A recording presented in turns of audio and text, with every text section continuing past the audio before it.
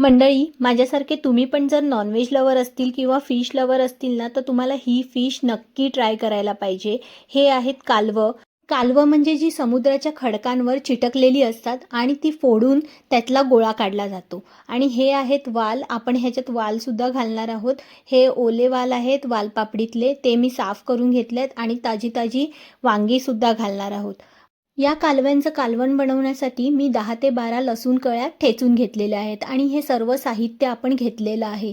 आणि एका टोपामध्ये तेल घालून त्यात आपण ठेचलेला लसूण घालूया आणि ठेचलेला लसूण आपला जेव्हा शिजेल त्यानंतर आपल्याला कांदा घालायचा आहे. कांदा पण तेलावर शिजल्यानंतर आपल्याला जो टोमॅटो आपण कापून ठेवलेला होता तो घालून घेऊया आणि जे मसाले आहेत म्हणजेच घरगुती मसाला, गरम मसाला आणि थोडीशी हळद आपण ती पण टाकून घेतलेली आहे. यात आपण वाल आणि वांग घालून घेणार आहोत आणि त्यानंतर त्याच्यात पाणी घालून आपण 15-20 मिनिटं ह्याला शिजू देणार आहोत. आपली भाजी शिजल्यानंतर आपण ह्यात चवीपुरतं मीठ, 1 चमचा कांदा खोबऱ्याचं वाटण आणि सर्वात शेवटी कालवं घालून घेणार आहोत आणि एक उकळी आली की आपण गॅस बंद करून हे आपलं कालव्याचं कालवण रेडी आहे.